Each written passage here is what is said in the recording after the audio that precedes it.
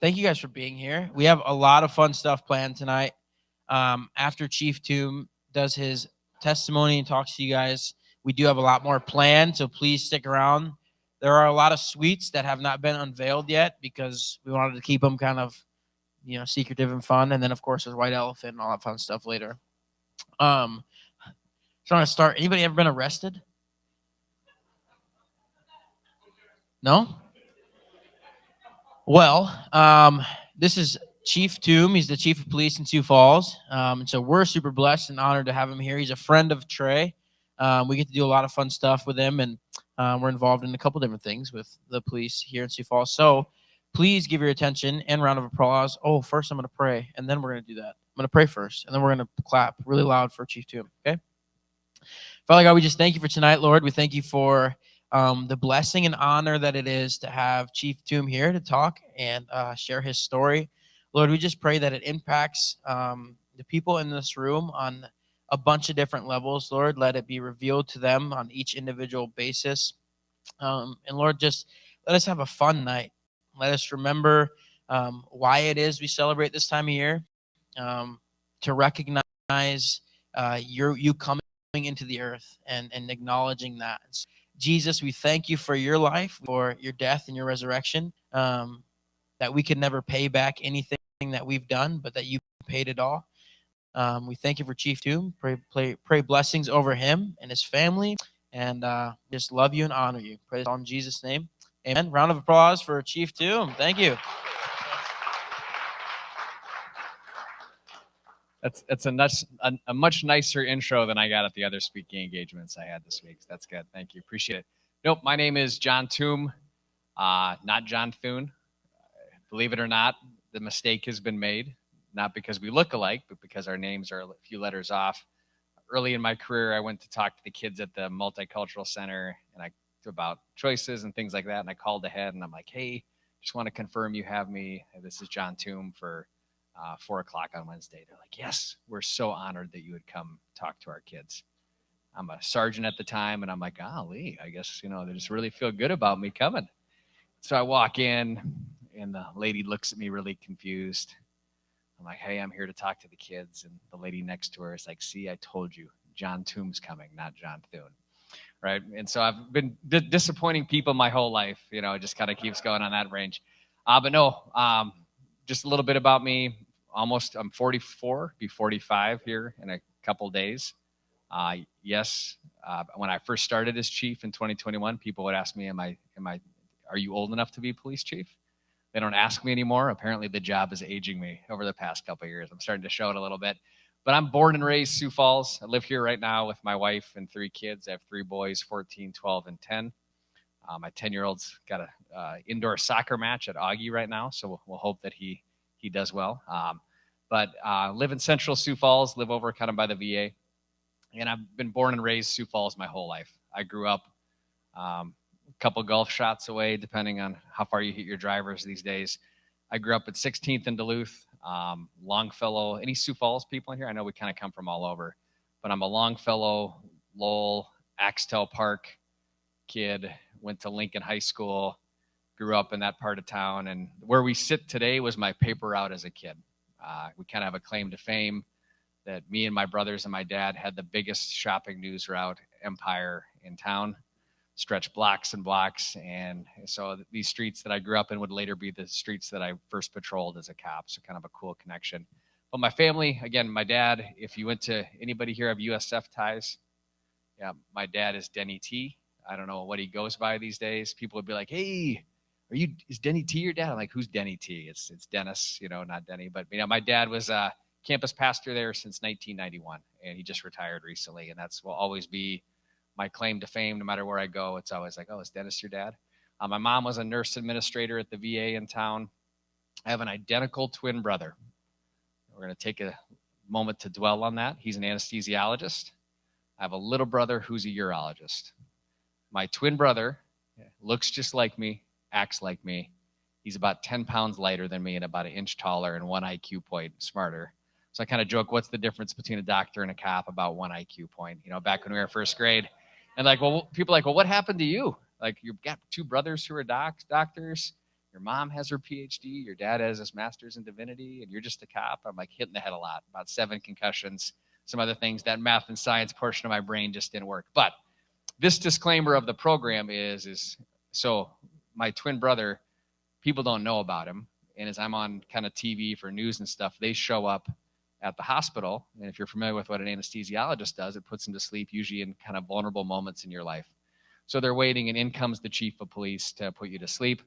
So this has happened to officers on our department. They're in for their, getting to that age where they need their colonoscopy and they're not feeling real good about life anyway. In walks the police chief. Also, our female officers will be having their kids not know that he exists, obviously in a state of distress, waiting for the anesthesiologist to come to give the epidural, and in walks their boss. So it's produced some funny situations throughout the time. So now, so people then have kind of gone after him a little bit about their complaints, about traffic complaints or things of that nature. And he's like, hey, that's my brother. And our wives look completely different. My wife is of Hispanic descent. His wife is of Irish descent. And that has produced some interesting rumors around town as people see us out and about. So now this is just part of the program and a little bit of levity that I have an identical twin brother. But a little bit about my story. And I like to always leave time for questions at the end. So I'm not going to talk for the entire time. I want to talk about some things maybe you want to talk about. But again, growing up, I knew what I wanted to do. And that was something that had a service tie to it. As a kid, I would take these spiritual gift inventories in church. And every time I take it, anybody ever take one of these at church growing up? It always came back service. Always service. And what did that look like as a kid? Well, a youth group, we'd go on mission trips. I'd want to dig a garbage pit or knock down a brick wall or set up chairs or do something along that line, right? It was always the draw that was there. My grandpa is a Korean War vet. Other grandpa's World War II vet. My dad did 25 plus years in the Naval Reserve. So growing up, it was going to be either law enforcement or military. And played high school football, was decent enough to have a college look. And also with my dad being at the University of Sioux Falls, I got 90% off my tuition. So rather than join the military, I'm like, well, I can go 90% off my tuition at USF. I can play football. Everything will come together nicely. We'll worry about the rest later. Because I'll tell you this, at 18, you may think you know what you want to do. That's probably not what you're going to end up doing. Like, things change. Things kind of go through evolutions. So I show up at University of Sioux Falls and play football is my primary concern. Still don't know what I really want to do, but there's no criminal justice major, thankfully, because I chose a business major. Right? I needed to pick a major after 2 years, had to find something. It's become far more applicable to my day-to-day life than really what I have now as far as working. Had this moment playing football. Sophomore year, I was, believe it or not, if anybody can guess my position correctly, who hasn't heard me talk before, what position you think I played? As a left tackle, right? It was a different era of football, right? I mean, I was weighing about 260, 270, but I still was not what you'd see today from offensive linemen. But ripped my hamstring off the bone and lost my year and went through this period of really feeling sorry for myself. And I think this moment or period of my life is probably, in retrospect, what changed my perspective on a lot of different things about how I handled this disappointment. So I ripped my hamstring off the bone and tried to rehab, didn't get back where I wanted to be, and really went through this period of, I'm like, oh, this just isn't right for me now. This just isn't in the cards. I need to make the decision for me, what's best for me at the moment, which is the easy road. And this is this rationalization you get to as to why you should take the easy road as opposed to the road that you know you can get into. Right, so I go in and I spend the next summer as a summer rep for USF, traveling to different church camps, passively recruiting for the school. And just, I get to the next year, I'm like, God, I'm just not feeling great physically. I'm still recovering, and my offensive coordinator quit. So when he did that, I just quit football. I'm like, yeah, well, I'll quit because he quit, and that's the easy way out. Rather than work harder, rather than be more determined, rather than be resilient, I took the path of least resistance. So later that year, I would go to the games and watch as my team struggled at my positions for where I needed to play, right? They didn't have the players or the personnel they needed because I took the path that was best for me and easiest for me. And that's a lesson about life that would really drive me forward. Reflecting on that failure my decision making and how I was going to do things. So I get done with college, worked at First Baptist Church for a couple of years in college as their youth ministry intern. And I wanted to really work with high schoolers.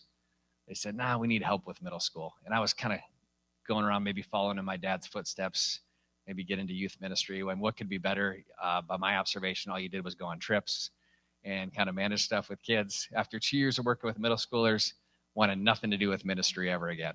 In fact, I'd much rather be a cop now than ever before. But anyway, I get done with college. I've got this business degree. I met the girl who will be my wife, and I'm just trying to decide what to do. And there's a certain stability that you do not get in public safety that you get with Monday through Friday, 8 to 5. I'm looking at these jobs, and I'm like, you know what? I'm going to try the stability route because I think I owe it to her as we start a life together to make sure that we have this stability, that I think what we'd say now, our work-life balance is appropriate, right? So I get this sales job, and I hate every single minute of it. And I start this job, but because of my previous failures, I've created new rules for my life, which is you will not quit. Everything deserves your best effort, and you will stick it out. So I said, I will do this sales job no matter what for 2 years. No matter how much I hate it, no matter how uncomfortable I am, growth lies within the struggle of persevering through something that you maybe don't want to. So she's got this journalism degree from from USF, so she's got a job at Kello. I've got this sales job, and I just know my boss doesn't treat me terribly. In fact, that my coworkers are nice. The business is having better sales than they did with the previous person. But I get up in the morning and I vomit, and then I go to work. Why? Because I know that I'm denying what I'm supposed to be doing. You could call it a Jonah thing, right? You could call it something else, but I knew that there was this stir or this service that I wasn't fulfilling. And no offense to anybody who wants to work in sales or who does work in sales, but for me, that wasn't meshing with where I felt my calling probably was, right? But again, we are going to stick to it because through perseverance lies a lot of growth. And so I get into this, and I'm about a little over a year into it. I'm like, well, after my 2-year forced stint, I'm going to have to reevaluate, move somewhere. My wife looks at me and she goes, you know what? You're miserable with your job. She's like, I hate my job, right? We kind of chose these out of college, if that resonates with anybody. She's like, I'm going to go because I mean, back then and still now, we tell everybody they have to go to college. She's like, I wanted to go to hair school all along.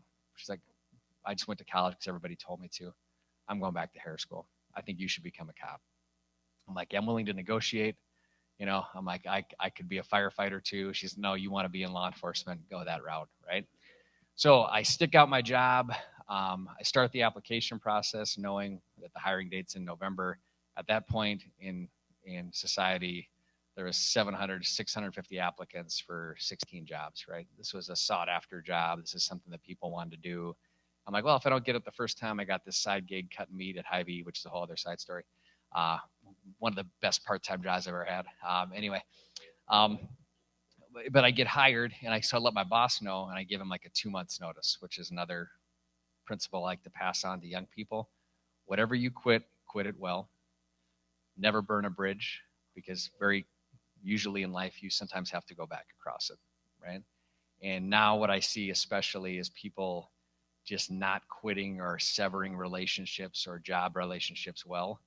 I guarantee that how I handled things with my previous boss is when I left jobs was huge assets for me moving forward. And I also knew come whatever happened, I could go back, right? Like I could go back with my relationship with my previous bosses if I needed something. And so everything we quit, I urge you and encourage you to quit it really well. Because again, you just don't know where life will take you. Well, I get hired with the police department, have no desire really or thought about where my career is going to take me. I just want to be a cop, right? And immediately when I get in the process, I'm 25 years old. I'm like, yeah, this is exactly where I'm meant to be. This is exactly where my call is. This is exactly where I feel like God has led me to be at this point. And again, I said it's a unique feeling, especially in this building, in this neighborhood. I grew up here, like this is my paper route. I thought I knew what happened in this neighborhood. I had no idea what was happening in this neighborhood, right? No idea whatsoever. And so I became a cop. This is my first neighborhood. And you see a whole new level of brokenness. You see a whole new level of what is actually happening behind people's closed doors. I was even somewhat naive. We were talking about this earlier. I'm like, oh yeah, you do a bunch of traffic stops, and every once in a while, some call happens, right? And then you go out and handle that call. If anybody wants to guess, how many speeding tickets have I wrote in my career? I've been in law enforcement for 19 years now, by the way. How many speeding tickets have I wrote? Any guesses? Yeah, people usually say like hundreds, right? It's somewhere between 10 and 15. I don't know, right? Because what you quickly learn is the reality is that every squad car you see out there you think is there to pull you over or run some sort of traffic enforcement, they're on their way to a call. They're on their way to some domestic. They're on their way to some other mental health issue. They're on their way to all these other things that you don't really realize are happening. And so the day-to-day life of an officer isn't running a bunch of traffic. However, I was telling some people before, if I go talk to community groups, you know what the number one complaint is? Traffic. We can have the world burning down around us. The number one complaint is traffic and vehicle noise, no matter what group I talk to. But anyway, work through, get hired. And at first I was like, you know what? Maybe I want to be a federal law enforcement officer. Maybe that's where I want to go. I mean, anybody's family in here a federal law enforcement officer before I put my foot in my mouth? No, it's just a little joking. But what I quickly realized is, oh yeah, the job they do is really different. The job I do in a uniform in the neighborhood that I'm from, in the community that I'm from, if I didn't have that connection, I don't think I'd find service or the same purpose and service through work that I find by being there. And I'm like, well, I quickly realized I could do anything within this department that I really wanted to do. And so I move forward and get into my career. And there's another principle, but we'll get to that in a second. What's everybody want to do when they get in law enforcement? What's the coolest job in copping? If you watch enough movies and TV. SWAT. But before that, it's always a detective. Right? Oh man, Cal, I just want to be a detective. What could be better than being a detective? And I'm like, okay, I want to be a detective. And I played in a band in college, could grow a goatee, long hair. Clearly I could be a narcotics detective because I can grow my hair out, right? I got the look. Or I could be a crimes against persons detective, which is like homicide, assault, stuff like that. Well, let's just put it this way. I was 0 for 6 in my detective applications, winless, just like my high school football senior year. Side note, I hold the dubious distinction of being the captain of the 1997 Lincoln Patriots football team, the last Lincoln Patriots football team to go winless in a year. So that's a record I think that is pretty safe with me. So I'm just, like I said, just born loser, right? Just never quite getting there. So I get to this point, and I see this now with young people, young officers, and people that I've mentored. They set their sights on what their objective is, and anything other than that objective is a failure. Never quite realizing or analyzing that they're the ones that set their objective. So in my period in this life, I had the luxury of having some pretty good people who cared about me within the department or mentors, and like, you think that that's where you want to be. I've been in the business long enough to know that's not where you belong. You belong in the SWAT side of the house. You belong in the training side of the house. You belong in almost the community outreach side of the house. That's where your strengths lie. And I'm like, well, I seem pretty wise. Maybe I should listen to him, right? So I start going that path. And the mantra and the path that I'm kind of moving forward with is do the things that nobody else wants to do, right? If nobody else says I'll do it, then be the one that does it. And I kind of started carrying this forward with me very early on. So they needed a training officer for this new program to go somewhere for 2 weeks. I'm like, yeah, I'll do it, right? And so that gets me into training. I start working this direction. The SWAT team comes up, opening. I'm like, I'm going to give 100% on this thing. I want to make sure I'm ready. I get on the SWAT team. They need somebody to do a job. I'm the one that volunteers to do it. So in the SWAT team, there's kind of a couple mottos that carry forward, which one is always look for work. You're always looking for work.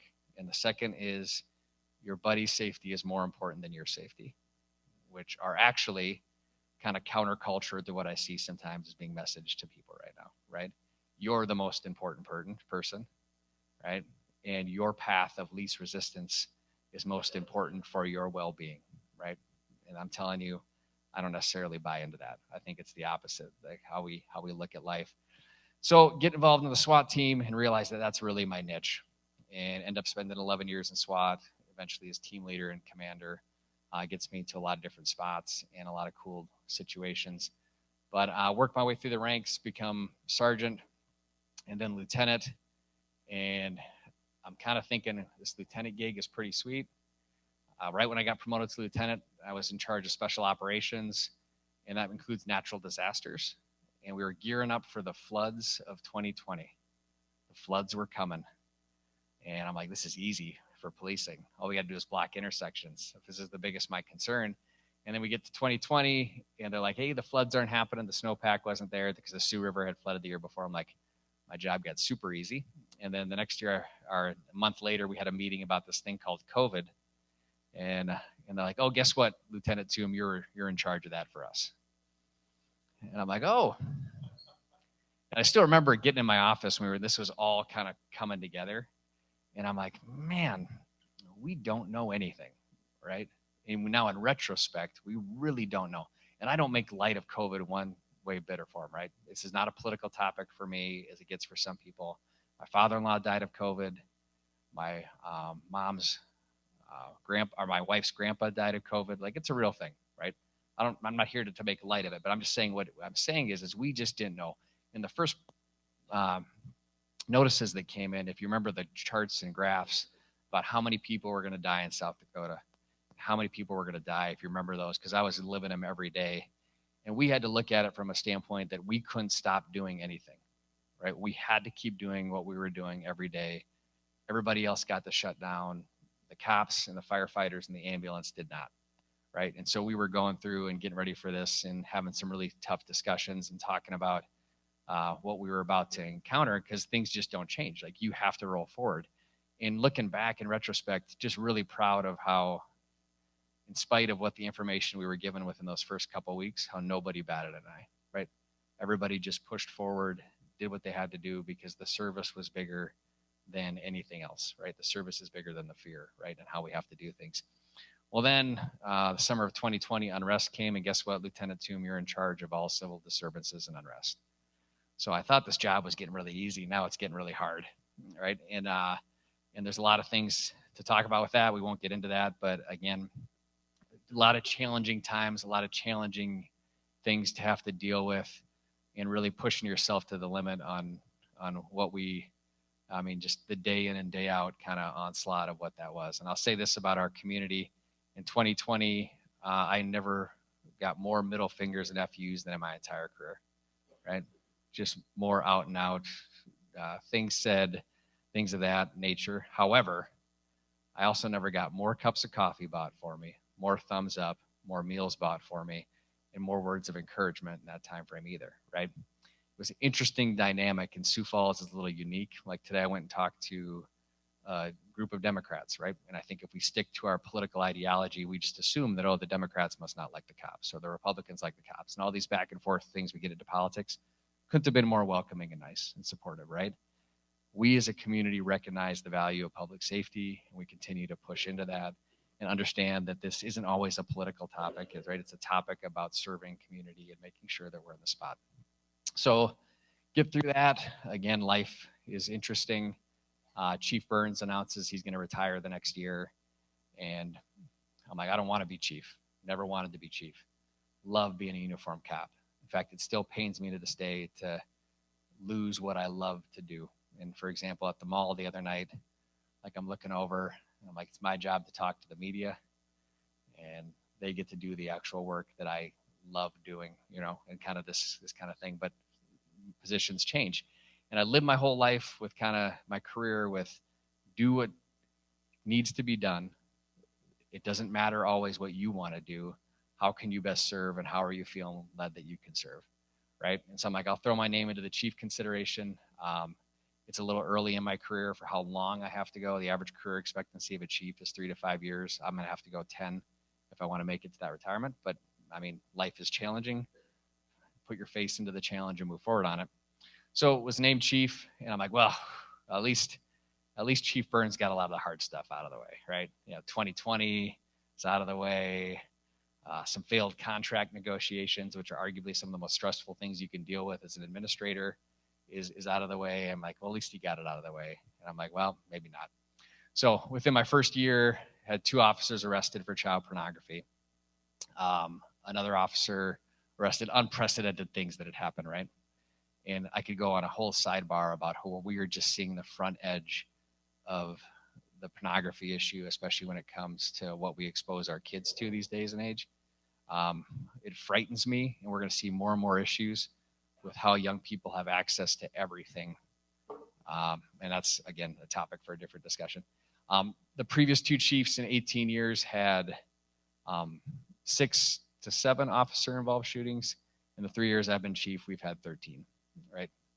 And so, again, if you were hoping for an easy path, if I was hoping for an easy path, maybe I shouldn't have, right? Because now things have gotten exponentially harder. There's probably not a harder period to be in law enforcement than it is right now. We've completely destroyed the work, the talent pool, so to speak, because you're young people in here, right?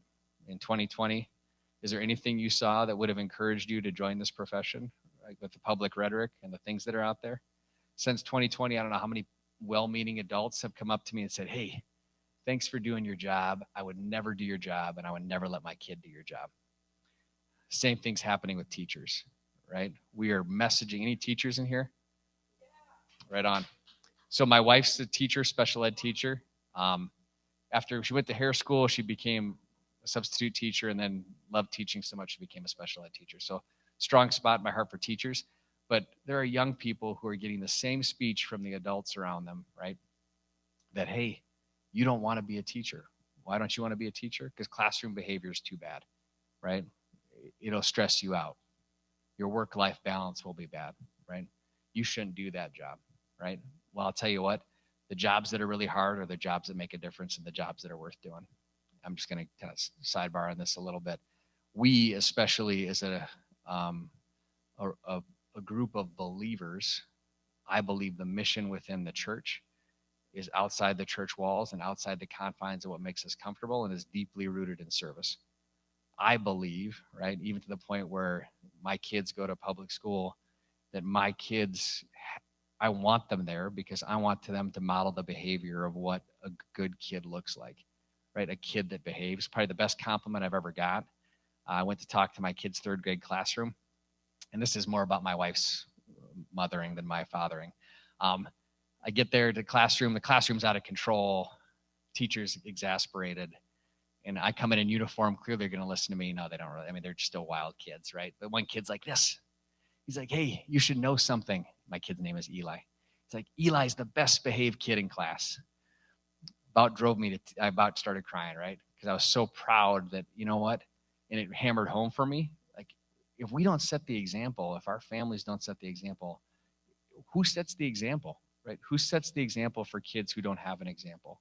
But at least maybe we can model what that behavior looks like. But we get kind of back to the profession piece, kind of went on a sidebar there. Like, I firmly believe that young people of this generation carry the key to drive some of this home, right? And I say this, and I advocate just as hard for teachers. And we beat up teachers, we beat up cops, and we beat up nurses in 2020.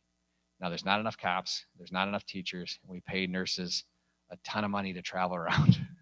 Any nurses in here? Yeah, it's a great time to be a nurse, apparently. Yeah, I don't know if it is or not, but like, so we beat up these professions, and now we're kind of living with the aftermath of it, right? Because that's kind of where we message to young people. But I feel we can message a different message, right? Which is, especially within the faith-based community, that there is opportunity to serve. There is purpose and mission in work, and that's not always easy. The easy work doesn't always get the stuff done that needs to be done. And so, again, I look at kind of what I've learned from being in leadership and just a couple things, and then we'll kind of maybe answer some questions or do something. But we have the tendency to look and take a mentality when things go bad. It's almost a poor me mentality. And I think we need to shift that a little bit, right? And after our second cop got arrested, I'm sitting in the office with my assistant chief, and we were having a pity party, right? Like, we were feeling sorry for ourselves. And I look at him and I go, I'll tell you what, here's what we're going to do. We get the permission to feel sorry for ourselves until tomorrow morning. And then tomorrow morning, we are going to come in and lead the way we need to lead to make sure that we set this in the right path, right? That we communicate what needs to be communicated, that we do what needs to be, because things like this can destroy organizations, but we have an opportunity to intervene in that space, right? And so I think when we look at challenges, rather than take this kind of mentality of, oh, poor me, why do I have to experience this? I've tried to frame my mindset to what a privilege I have to be in leadership or to be in this position where I can impact something. Because anybody can take the boat in calm water, right? However, not everybody can take it when things are really bad. And the only way you really can get there for me, and this is just me, is I surrender everything to God. Literally surrender what the will is, what's going to happen. It's not about me. I was telling some people, like, there's times when before I speak at a press conference, I don't plan. I literally wait to see what is placed on my heart and what I need to say, because my words are insufficient. My thoughts are insufficient to what God working through me can produce. And I think to be open to that, right? Yeah, open to the challenge, but also open to the fact that God will intercede with you and will work with you through that challenge if you lean on him and not on yourself, right? And I think that's where I've learned through difficulty and learned through trials that the more I tried to figure it out on my own, the further I got from the truth. And that's where I tried to stick my lane within adversity, is to find that. And so, again, now I sit here, I've got quite a few years to go. Job's not getting any easier, but again, what an opportunity. Sioux Falls' explosive growth is almost impossible to keep up with, right? Government can't move as fast as the population's growing. Most people don't realize this. We're bigger than Des Moines. Did you guys realize that? Sioux Falls is bigger than Des Moines? Not the metro. The metro is bigger, right? But Des Moines proper, our population is bigger. Des Moines has 370 cops. We have 295 authorized cops, right? Why? Because Des Moines has been that population since roughly 1980. They're growth constrained by their suburbs, so they have the ability to grow within their confined population and their confined geographical area. We don't have that, right? So we need to have growth, and we need to have people who are minded. And so for us, in my assistant chief and I, we talk about what's the plan for 2030. Right now, what's the plan for now, but what's the plan for 2030? Because more than likely, if I don't get fired, we're handing the keys off in 2030 to the next administration. And we want to make sure that we're handing the keys off to something that has a plan, that has a purpose, that's been staffed, that's been equipped to keep moving forward in a very kind of challenging time for our community. Not because things are bad, right? But because things are just hard when you grow this quickly. We're one of the few top 10 fastest growing cities that's not in California or Arizona or Texas, right? Unique challenges that come along with that. And so, with that, again, it's kind of, again, a privilege, but another thing, if you ever come into my office, there's bison everywhere. I say bison because they're not buffalo. Do you want to get into the nomenclature a little bit? Yeah, the North American bison is what you see. We all call them buffalo because when people came over, they were familiar with buffalo from different parts of the world, so they started calling them buffalo, but they're North American bison. Long story short, love the bison, right? Love the bison as a lifelong South Dakota resident. But I believe the bison is very closely related to law enforcement, and I'll tell you why. The bison's strength is within its numbers, right, and its ability to work together for the collective good. So the herd mentality of staying together, and the bison protect those within the herd, the young ones, and they circle and they do things that need to be done. But this is where my unique tie to the bison kind of rolls. It's now to the point of obscene, where if you come to my office, you can come to my office, there's like 19 bison everywhere. Like it's people just keep giving me bison. Well, bison are uniquely equipped to handle challenges, right? And they're uniquely equipped because they have this big woolly face and a strong neck, and they're actually surprisingly fast, much like me. At least I used to be. No, not anymore. Never been fast. But because of that, when storms come, and there's a little bit of a debate as to what they actually do, but they are equipped to put their face directly into the storm. Rather than hide from it, rather than lay down, they actually orientate themselves towards the storm because how they're built or constructed is designed to handle that adversity head on. So when I talk about adversity and I talk about things that are difficult and lessons for young people, a lot of it comes back to how are you going to handle adversity? And so when I look at this bison that stares at me on my wall every day, I'm like, you're going to turn your face directly into it, and you're going to take it right in the face. And that's how you get through it, right? You don't lay down and let it roll over you. You turn into it. And I think, and I never want to downgrade mental health at all, right?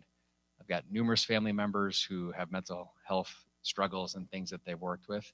But in many ways, we've mentioned to our young people that being comfortable is what mental health is, and being uncomfortable is bad mental health, right? And I kind of work through this a little bit, and I see it within our officers sometimes. When things get hard, they quit because they're uncomfortable. Well, I can tell you that many things in life are worth being uncomfortable for. The greatest achievements that many of us have had, if you've thought about it, was it easy or was it hard? The stuff we're most proud of are the things that were hard. And whether that's building something, whether that's a race or anything you trained for and did, the struggle and effort of overcoming adversity is where resilience lies and where strength lies. And I think that's my lesson from my life that I've kind of applied, which is lean into hard times. Don't run when things are easy. Instead, turn your face into it, take it head on. But understand that as you're taking something head on, you have to surrender what's going to happen, right? So you have to surrender to God that what is the outcome? I don't know. And I have to be okay with that and just know that I'm following his path. And I kind of jokingly say, what's the worst thing that's going to happen to me, right? Worst thing that happens to me, I get fired. Is that really the worst thing that could possibly happen to a human being in the grand scheme of things? Like, I can show you story after story of people who are in far worse condition or who have lost loved ones or who have died of pancreatic cancer at a young age or have left behind their kids or left behind their spouses. Yeah, what's really the worst that's going to happen to me if I take this mentality or this approach that I want to lean into? And so kind of my testimony, I can kind of talk forever. My dad was a preacher, so that just kind of came down for me. But yeah, any questions you guys have? Anything you want to ask or topics to talk about?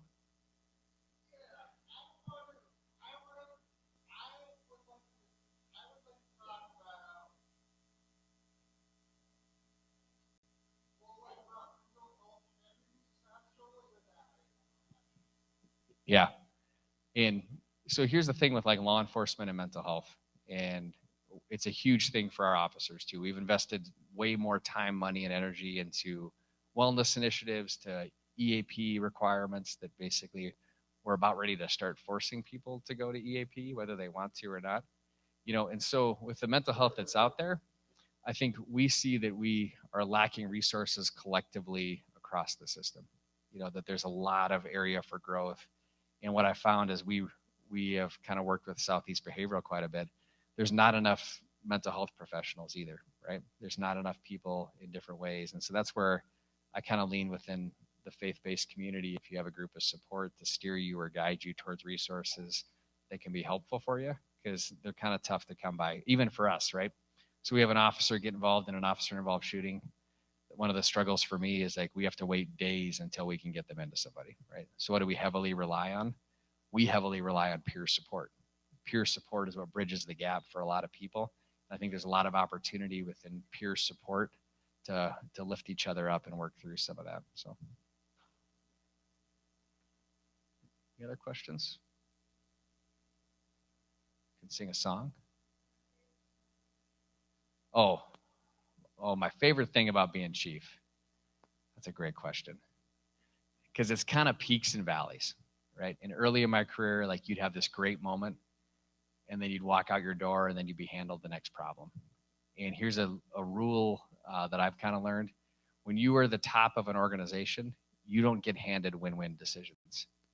The decisions you make are usually lose-lose. And nobody knows the full story except for you. Right? Despite what other people are saying, if you're part of an organization of any size, and I went from being like, hey, I'm this likable guy, people like me, I've got good relationships throughout the department. You make one decision, right? All of a sudden things get a little bit frosty, right? And so it's interesting to see that dynamic, like the shine kind of wears off you a little bit. You make a decision like one I've made pretty recently that you have to have a 10,000-foot view to make this decision. At the 1,000-foot view, this may not make sense to you, but at the 10,000-foot view of what we're trying to accomplish, it's the decision that has to be made, and you have to make the unpopular decision to do that. And so, but what I really love about being chief is the accomplishments that I see other people make. And I at this forum today, the Democratic Forum, and this guy showed up, and he's got a cane, and he has a letter he's already typed out for me, right? He knew I was coming. And he walks up and he slides this letter over to me and he says, "Hey, don't read this till you leave." So I leave, open up the letter. It's 3 interactions he had over the past 3 years with different officers and how appreciative and happy and pleased he was with the service that they got. Just completely appreciative. And so I think sometimes our officers don't get to hear that level of appreciation, but I get to hear it. And to try to translate that back down isn't always easy, but it affirms that, yeah, what are we doing every day? And again, we're a tough profession. We could be right 99.9% of the time. The 0.1% we're wrong is national news and high consequence, right? We have to hit an impossible average to keep everybody happy. So you only got to hit 3 out of 10 to make the Hall of Fame. So anyway, yeah. Any other? Yeah, good. It doesn't. You know, and that's the tricky part, right? And so this is the hard part, is that there is a sense of sacrifice, and that extends to your family, and your family has to be okay with it. They don't have to like it, right? But they have to be okay with it. And I even think, though, of me growing up with my dad as a pastor, there were some similar parallels there. Like, other people's needs came before our needs sometimes. And this story is not to like make you feel bad for me, but it's just a reality, right? So I'm on the SWAT team, and my wife and I had this great cycle where we never had our kids in daycare because we chose not to have daycare. And so on my days off, I would have the kids, and then she would work, and then kind of go back and forth, right? Like that, what we had to sacrifice was time together, but we wanted to have our kids with us at all times, and it was a money saving thing. So I'm like, I had Tuesday, Wednesday, Thursdays off. Best days off I've ever had, by the way. The weekends are overrated. Tuesday, Wednesday, Thursdays are where it's at. And so got the kids in the car, and I had been building up this day because they're all like 5 and under. I'm like, hey, on Wednesday, we're doing something special. We're doing something special. And then I'm like, I've got a big surprise for you. We were going to Secret Life of Pets, if that dates it for you. Right? So I was going to take them to the movie theater, surprise them with Secret Life of Pets, and get them in the car, literally get 2 blocks down the street, and the SWAT pager goes off. So hard part is we talk about phones. I've literally been on call since about 2009, right? Where I've never really been able to turn my phone off when I'm in town, right? So pager goes off. Look at the kids. Like, sorry, kids, we're not going, right? Call my dad quick. Like, hey, I need you at the house in 10 minutes. I got to run, right? Kids start crying, drop the kids off at home. Dad's en route there. As soon as he pulls into the driveway, I pull out, right? Because at the end of the day, when you choose certain professions, at that point, somebody else needed me more than my kids needed me, right? And that's a hard thing to swallow for how we look at the world. But again, I think we can look at the world and say, well, if nobody makes that decision, then where are we left? If nobody says that, yeah, I'll put other people's needs ahead of my needs at some point, then where are we going to be? And it's a tough thing to swallow. And another fun story for you. Christmas Eve, this guy takes a family member hostage in Marion, South Dakota. And since there's not SWAT teams just everywhere, like, we get the call. So we got to go to Marion, South Dakota to work this problem. And it's Christmas Eve, and how many people you think didn't show up for the call out? 0. Like, everybody shows up, right? Because that's the team mentality, that's the mission, that's what we got to do. So the whole team is driving down to Marion, South Dakota. But if you really wanted that problem solved, all you needed to do was load the wives up and put them on a bus and head them down there, because they were ready. They were ready for action. There's a lot of Christmas Eve services that were getting ruined. There's a lot of things that weren't happening. And so it's a tough thing, because now, like, yeah, let me sell this profession to young people, right? Yeah, okay, this is what might be the reality of it. But I can tell you, if you're called to a level of service, if you're called to where that's where you be, it's kind of consistent. And if you choose for that mission or that line of your work, then you don't really kind of get to say no, right? Because you've kind of put yourself into that position. So any other questions? Yep.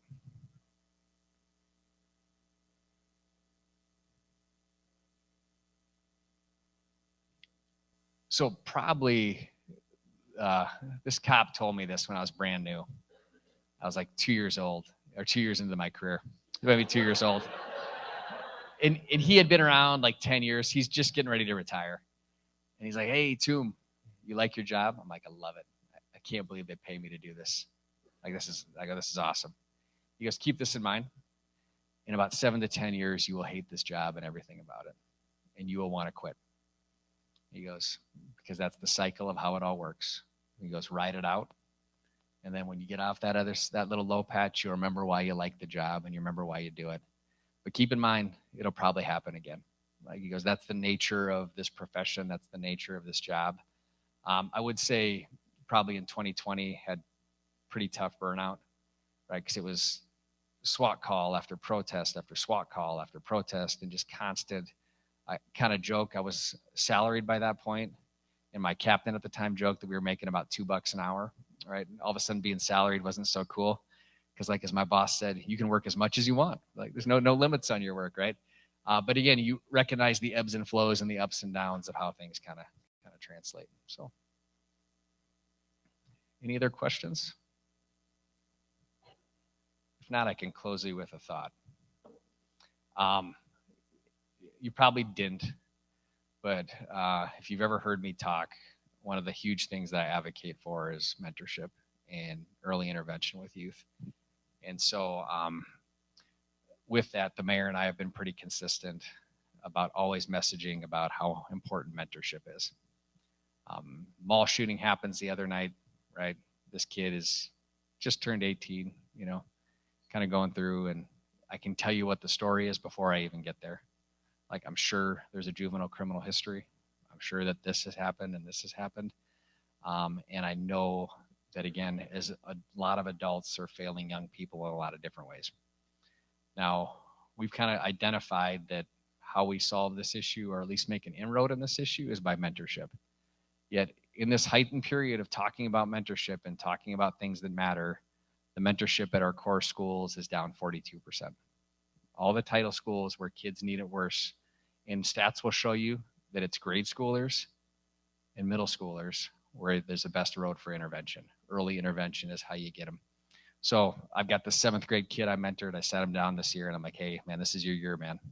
We either figure it out or stats aren't looking good for you. So let's figure it out. Let's work on this." So I think where we've left the mentorship mantle is we think that it's people my age or older that have to carry this initiative. The reality is we are nowhere near as impactful as young people are. Story for you: coach neighborhood soccer. I won't get into the details of what it is, but we basically host soccer programs for title schools. As soon as the high schoolers started showing up, right, the kids gravitated towards the high schoolers, right? Kids gravitate towards younger people for identity and mentorship more than people my age. I'll still mentor my kids. I'll do what I can, but there's so much opportunity. In the school that has the biggest mentorship program is Edison. And why is that? Because the school resource officer there is a USF grad, All-American defensive end, Hall of Famer for USF. And he's like, "You know what? What if we got USF Athletics to sponsor Edison?" So USF athletes come over and work with Edison kids, and that's why that's there. And I get frustrated because I'll go and talk to different groups and they'll complain about the way things are, and they'll complain about what we're not doing, what the schools aren't doing. And I kind of flip it around and I'm just like, "Well, what are you doing?" Right? We have dwindling mentorship numbers, right? And you don't think you have any time, and it's 45 minutes a week. I don't have any time, but I make time for things that are priorities. And I make time for things that I think potentially have a kingdom impact or an impact that's outside of myself. And so what I see the opportunity for is like high schoolers, young people to kind of get involved in this space. Because I'll tell you, after the mall shooting the other night, I had all sorts of people blowing up my phone and they wanted the dirty deets about what happened, right? What's the story? What's this? What's that? And my response to that is, to the public, which I gave, but nobody probably, I don't know if anybody listened. I'm like, take the same curiosity you have towards this incident and the same energy that's applied to this incident, which is hundreds of Facebook comments, thousands of views, numerous interactions, and apply that interest towards looking at what mentoring can do for a kid. And again, love Trey. Love Trey's response. Working with Trey at Camp Postcard, which is a whole other topic, is case in point about how that makes a difference, right? And about how interacting with people and interacting with young people can change lives and change trajectories. Because I guarantee we can be really good at our job. If we're really good at our job as law enforcement, damage is already done. Solve every homicide you throw my way, people are still dead, right? How we get there or how we solve some of these maybe or impact these, we'll never solve everything, right? Let's not be naive. Is early intervention and finding ways to intercede. And I believe the faith-based community has the most to say about it. Why? Because they serve something bigger than themselves and they serve a higher power. And ultimately, I think that's where God leans our hearts in those directions. So thanks for coming to my Trey talk. Appreciate the opportunity to talk to you tonight. So yeah.